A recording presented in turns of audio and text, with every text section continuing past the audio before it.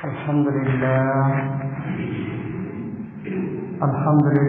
رب العالمين، الصلاة والسلام على أشرف الأنبياء والمرسلين وعلى آله وأصحابه أجمعين. أما بعد، فأعوذ بالله من الشيطان الرجيم. بسم الله الرحمن الرحيم.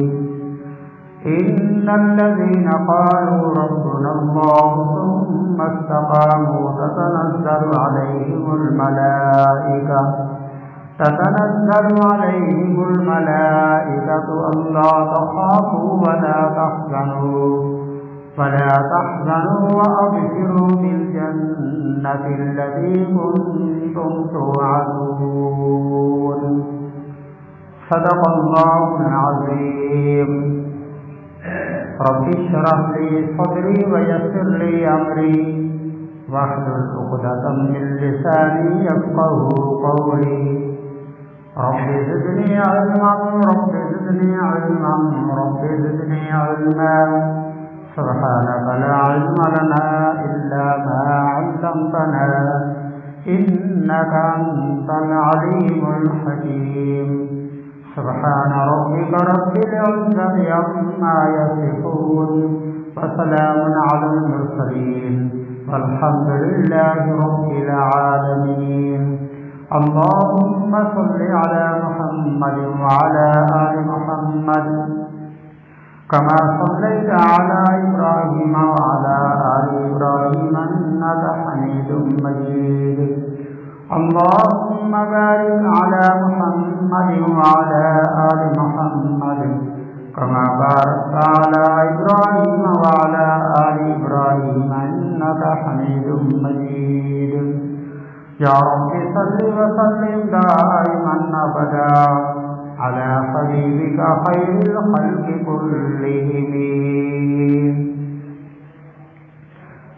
محترم بزرگوں، دوستوں، بھائیوں، قرآن پاک کی مختصر سی آیت کی تلاوت کی ہے، جس کے اندر اللہ رب العالمین نے مسلمانوں کے ساتھ اپنے فرشتوں کے ذریعے مدد کا وعدہ کیا ہے اور جنت کا وعدہ کیا ہے، لیکن ایک شرط لگائی ہے اس میں. وہ شرط یہ ہے کہ جب انسان اللہ رب العالمین کو اپنا پالنے والا، اپنا رزاق، اپنا مشکل کشا، اپنا حاجت روا، اپنا مختار کل، داتا و دستگیر تسلیم کر لے، پھر اس پر قائم رہے، ڈٹ جائے، جیسے کیسے بھی حالات ہوں، اپنے عقیدے سے پھرے نہیں، اس پر قائم رہے، تو اس کے بدلے میں اللہ رب العالمین فرشتوں کا نزول بھی فرماتے ہیں اور فرشتے آ کر ان کو خوشخبریاں سناتے ہیں کہ تمہیں غم کرنے کی ضرورت بھی نہیں، تمہیں خوف کرنے کی ضرورت بھی نہیں ہے، بلکہ تمہیں اس جنت کی خوشخبری سناتے ہیں ہم، جس جنت کا اللہ نے تمہارے ساتھ وعدہ کیا ہے. دنیا میں اللہ تعالیٰ نے مسلمانوں کے ساتھ جنت کا وعدہ کیا ہے، لیکن شرط یہی ہے کہ انسان ایمان لانے کے بعد ایمان پر قائم رہے، کلمہ پڑھ لینے کے بعد اپنی پوری زندگی کو قولاً فعلاً اس کلمے کے مطابق گزارنے کی پوری کوشش کرے. انسان کا کام ہے کوشش کرنا. جب انسان کوشش کرتا ہے، اللہ رب العالمین اس کے لیے راہیں کھول دیتے ہیں. اگر کوشش ہی انسان نہ کرے صرف کلمہ پڑھ لینے کے بعد خوش ہو جائے کہ میں مسلمان ہو گیا ہوں، اب مجھے کلمے کے مطابق زندگی گزارنے کی ضرورت نہیں ہے۔ دل کرے گا تو نماز پڑھ لوں گا، نہیں کرے گا تو نہیں پڑھوں گا،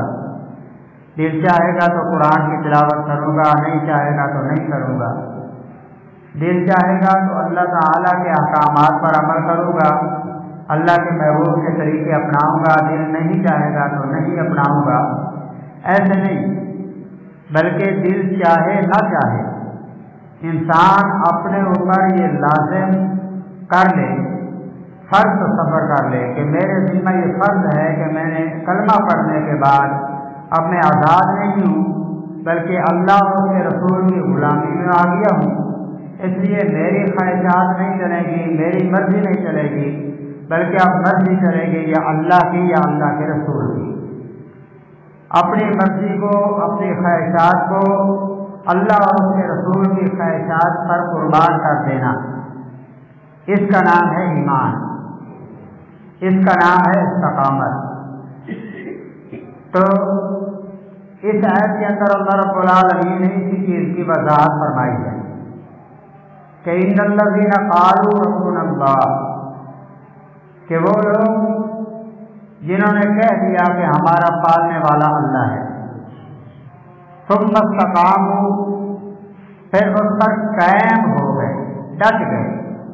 جیسے بھی حالات آئے ہیں وہ اس پر قائم ہے کہ ہمارا پالنے والا اللہ ہے۔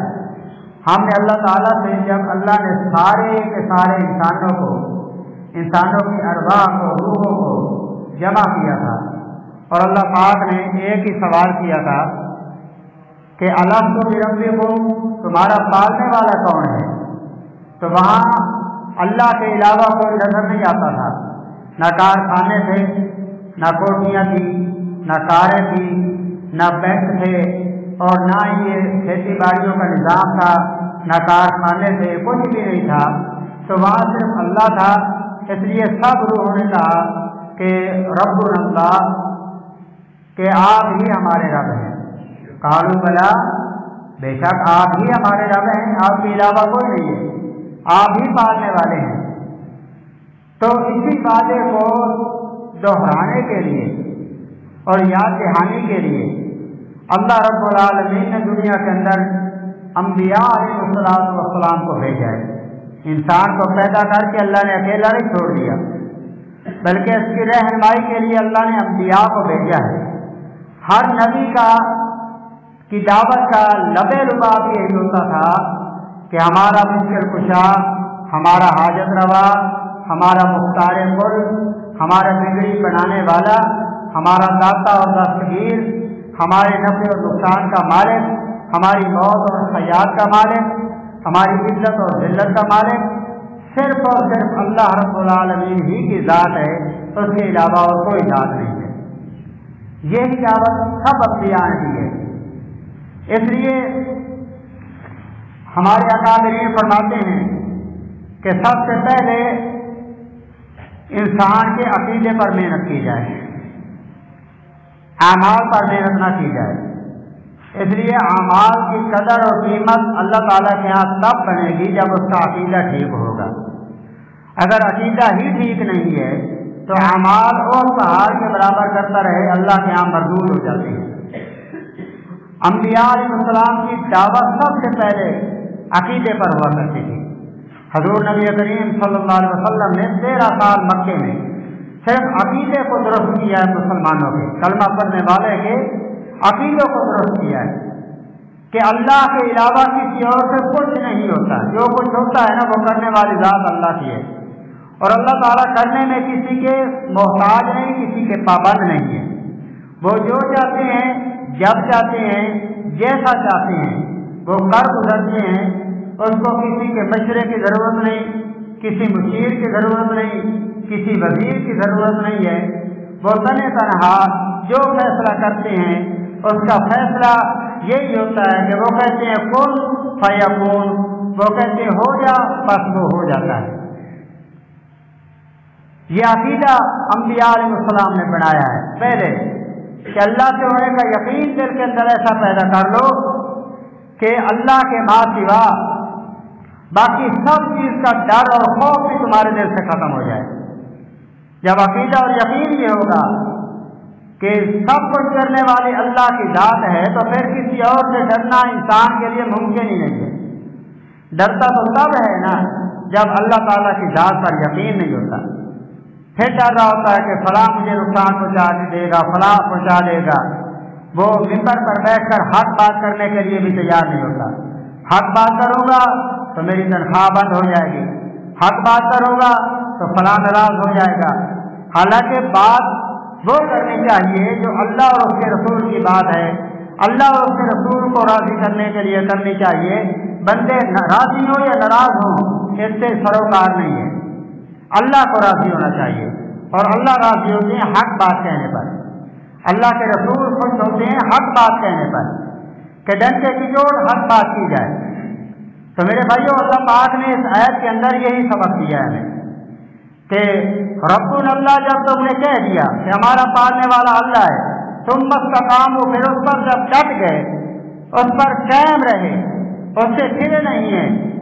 تو پھر کیا ہے؟ تتنزل علیہم الملائکہ، پھر اللہ تعالیٰ کے ملائکہ اور فرشتے نازل ہوتے ہیں۔ اللہ کے فرشتے پھر دنیا کے اندر بھی اس کے ساتھ رہتے ہیں، اس کی مدد کرتے ہیں، جب مرنے لگتا ہے اس کی مدد کرتے ہیں کہ اس کو کلمہ یاد کرواتے ہیں، اور جب قبر کے اندر جاتا ہے تو منکر نکیر کے سوال اور جواب کے مقابلے میں فرشتے آ جاتے ہیں کہ اس نے ساری زندگی ربنا اللہ کہا ہے، ساری زندگی دین کے مطابق زندگی گزاری ہے، ساری زندگی اللہ کے محبوب کی اطاعت کے اندر اس نے گزاری ہے، اس کی طرف سے ہم سوال کا جواب دیتے ہیں۔ اور جب حشر کے میدان میں جائے گا تو اللہ پاک اپنے عرش کا سایہ اس کو نصیب کریں گے، اور جب وہ صراط سے گزرنے لگے گا تو بجلی کی طرح گزر جائے گا، اور جنت کے اندر اللہ رب العالمین اس کو اپنے مہمان خانے میں جا کے آرام کروائیں گے، سکون کریں گے۔ اس لیے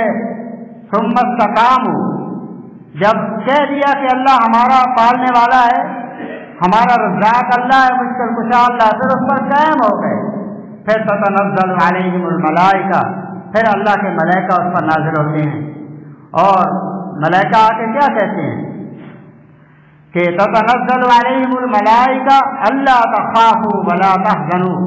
کہ تم خوف بھی نہ کرو کسی چیز کا، ڈر نہ پیدا کرو اپنے دل کے اندر، اور تمہیں کسی چیز کا غم بھی نہیں ہونا چاہیے، حزن و ملال بھی نہیں ہونا چاہیے۔ اور تتنزل علیہم الملائکہ الا تخافوا ولا تحزنوا وابشروا بالجنۃ التي کنتم توعدون، اور اس جنت کی خوشخبری تمہیں سناتے ہیں جس کا اللہ نے تمہارے ساتھ وعدہ کیا۔ صحابہ کرام کو اس چیز کا یقین پیدا ہو گیا تھا، اللہ کے محبوب نے عقیدے پر محنت کی تھی نا، صحابہ کرام کا عقیدہ بن گیا تھا۔ پھر ان کے سامنے اگر انگاروں پر ان کو لٹایا جاتا پھر بھی وہ کہتے کہ ربنا اللہ، ہمارا پالنے والا اللہ ہے۔ ان کو تخت دار پر چڑھایا جا رہا ہوتا تھا پھر بھی ان کی زبان پر ہوتا تھا ربنا اللہ، ہمارا پالنے والا اللہ ہے۔ اگر ان کے چمڑی ادھیری جا رہی ہوتی تھی پھر بھی ان کی زبان کہہ رہی ہوتی تھی ربنا اللہ، ہمارا پالنے والا اللہ ہے۔ اگر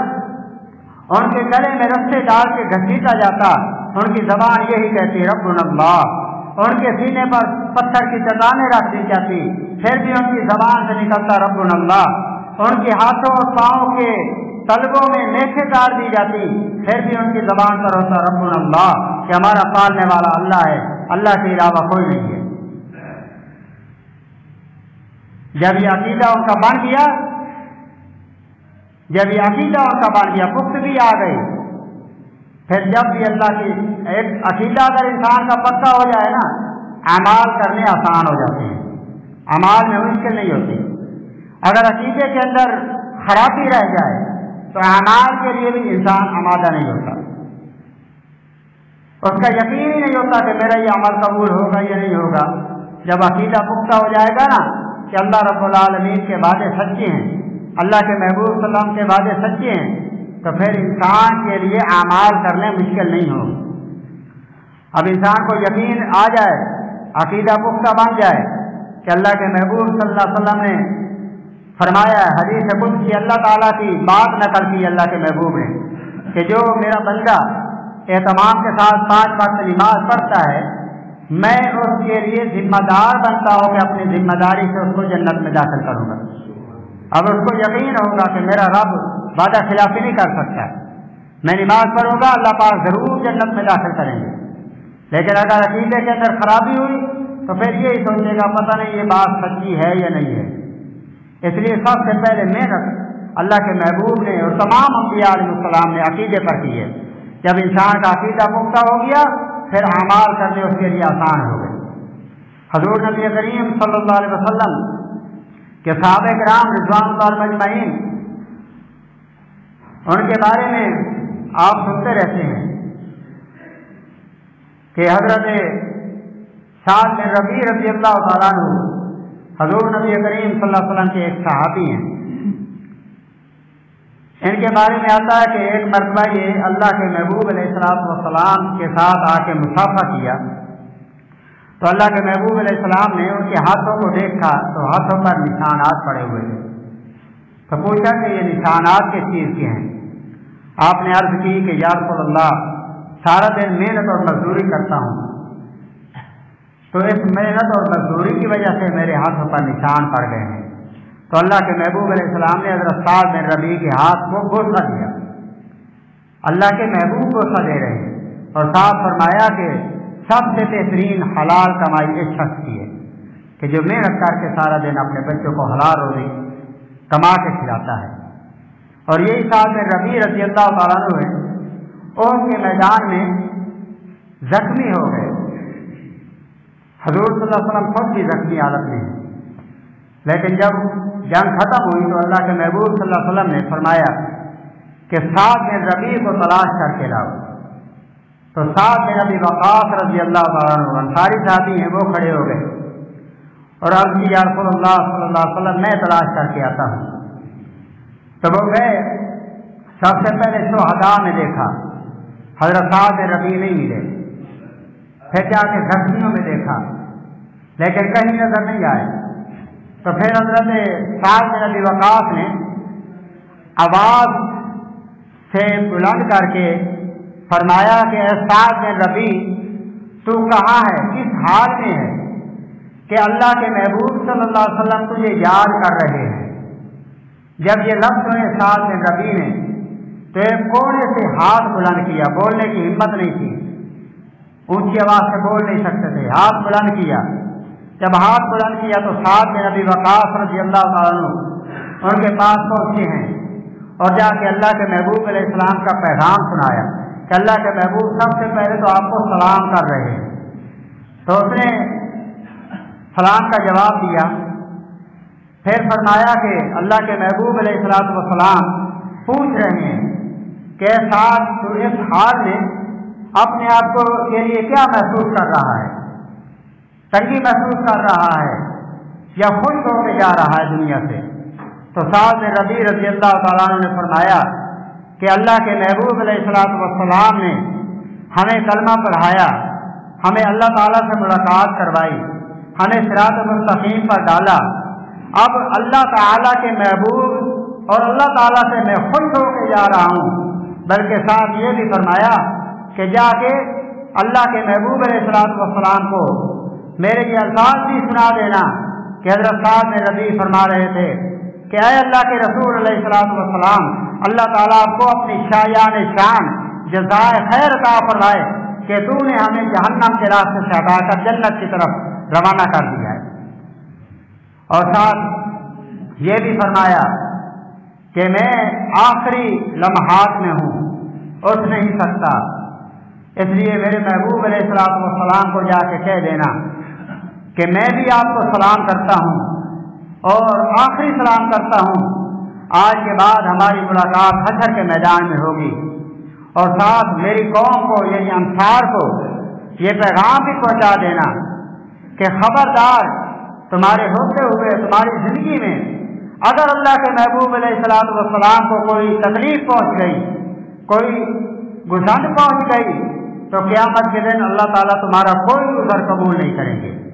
اس لیے اپنی جانوں کا نذرانہ پیش کر دینا، اللہ کے محبوب کو تکلیف نہ پہنچانا، اور کوئی تکلیف پہنچانے کے لیے آئے تو اس کے سامنے ڈٹ جانا، دیوار بن جانا کہ اللہ کے محبوب علیہ السلام تک کوئی بھی نہ پہنچ سکے۔ تو وہ واپس لوٹے اور حضور نبی کریم صلی اللہ علیہ وسلم کو سعد بن ربیع کا سلام بھی پیش کیا اور وہ دعا بھی بتائی اور ساتھ اپنی قوم کو پیغام بھی سنایا۔ تو علماء کرام نے لکھا ہے کہ اللہ کے محبوب علیہ السلام خود زخمی حالت میں تھے، لیکن آپ کھڑے ہو جاتے ہیں اور کہتے ہیں کہ سعد بن ابی وقاص مجھے سعد بن ربیع کے پاس لے جاؤ، میں خود جانا چاہتا ہوں۔ حضور نبی کریم صلی اللہ علیہ وسلم خود پہنچے بنفس نفیس اور سعد بن ربیع کے سر کی طرف جا کے بیٹھ جاتے ہیں اور سعد بن ربیع کا سر مبارک اٹھایا اور اپنی گود مبارک میں رکھ لیا۔ جب گود میں سر رکھا تو سعد بن ربیع نے آنکھیں کھولی اور اپنی نگاہ جو ہے نظر اللہ کے محبوب علیہ السلام کے چہرے پر ڈالی اور روح پرواز کر گئی۔ وہ کتنا خوش قسمت صحابی رسول ہے کہ آخری وقت اللہ کے محبوب کے چہرے پر نگاہ ہے اور روح پرواز کر رہی ہے۔ تو اس لیے میرے بھائیو یہ عظمت، یہ مقام تب ملتا ہے جب انسان ربنا اللہ کہہ کے ثم استقاموا اس پر ڈٹ جاتا ہے، پھر متزلزل نہیں ہوتا، حالات سے گھبراتا نہیں بلکہ حالات کو اپنے پیچھے لگاتا ہے۔ حالات جیسے بھی آئیں، انسان مومن بندہ حالات کو اپنے پیچھے لگاتا، حالات کے پیچھے نہیں چلتا۔ حالات جیسے بھی آئیں اپنے عقیدے اور نظریے پر انسان پختہ رہے، اپنے مشن اپنے پروگرام پر انسان پختہ رہے تو اللہ تعالیٰ کی مدد بھی آتی ہے اور آخرت بھی سنور جاتی ہے اور جنت میں اعلیٰ مقام بھی ملتا ہے۔ تو اللہ تعالیٰ سے دعا ہے اللہ پاک مجھے بھی آپ کو بھی عمل کی توفیق عطا فرمائے۔ سنت پڑھنے